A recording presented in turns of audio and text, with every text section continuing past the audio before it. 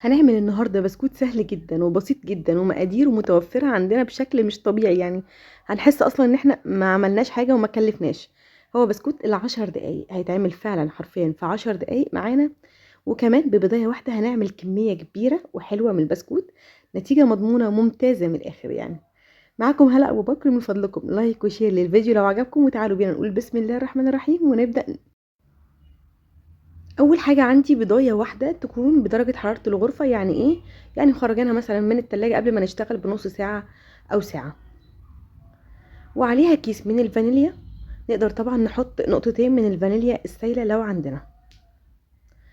هنستخدم بقى كوبايه واحده وهنعاير بيها نص كوبايه من السكر العادي، كوبايه واحده في المقدار كله، يعني كل حاجه هي الكوبايه دي هنعاير بيها.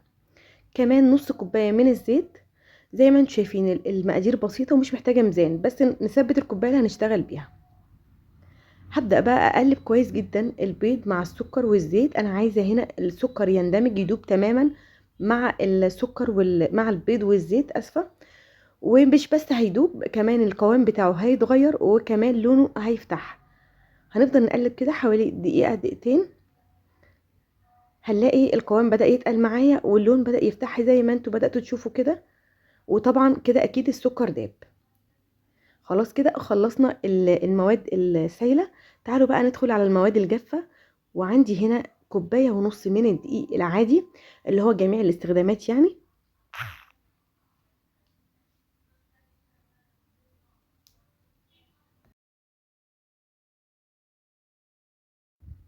تمام كده. كمان هضيف عليهم معلقة كبيرة من بيكنج باودر.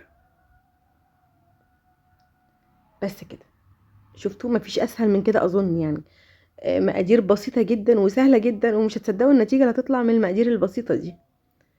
بالسباتولا كده بقى او بايدي، باي حاجة انا عايزاها يعني، بطريقتي اللي احبها يعني، اللي افضلها. هبدا اقلب كده العجينه بتاعتي مع الدقيق لحد ما الدقيق عندي يختفي، يعني الخليط السائل هيتشرب الدقيق كله.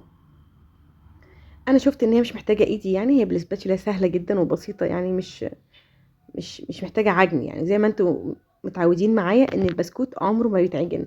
يا دوبك بس بنلم الدقيق يختفي خلاص كده. ببطل اقلب او اعجن فيه، سواء شغاله بعجان او بايدي او باي حاجه. علشان ايه؟ علشان ما يعملش معايا عرق ويعضم.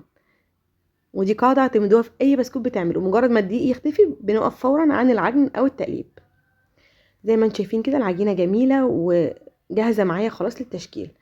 بس قبل بقى ما نشكل العجينه، هقسم العجينه عندي نصين، والخطوه دي طبعا اختياري.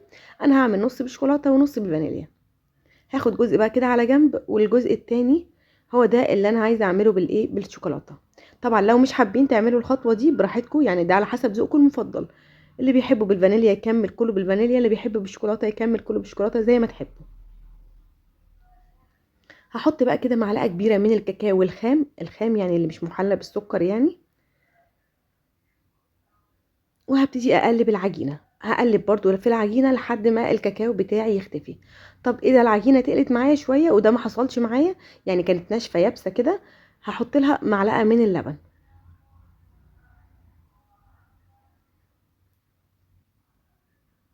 خلاص كده انا شايفه العجينه جاهزه، جهزت الابيض والشوكولاته يعني الفانيليا والشوكولاته.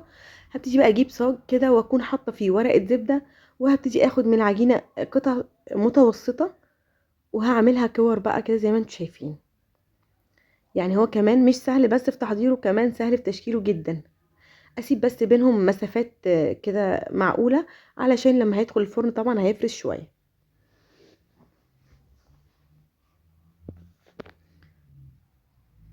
اظن مفيش اسهل من كده في التشكيل كمان يعني، ولا هنحتاج بقى القطاعه ولا الكيس ولا اي حاجه. بصوا سهل جدا. هشتغل الكميه كلها بنفس الطريقه.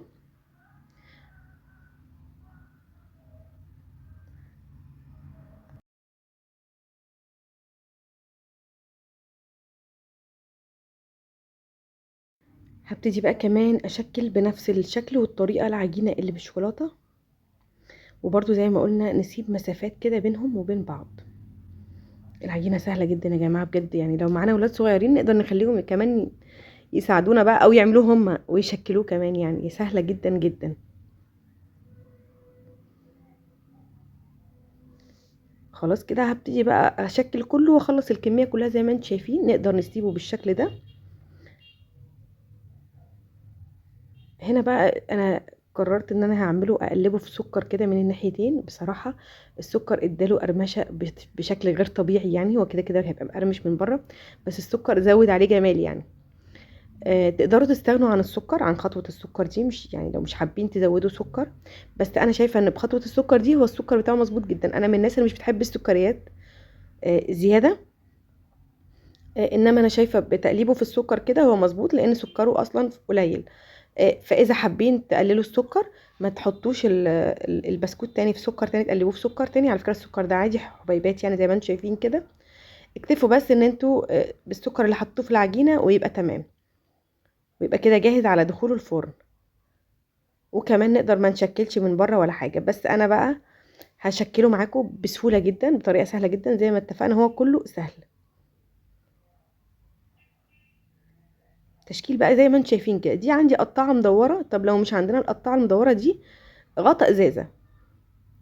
طب لو مش عندي غطا الازازه، بجنب المعلقه او الشوكه، وهبدا اعمل خطوات زي ما انا ماشيه كده بالظبط.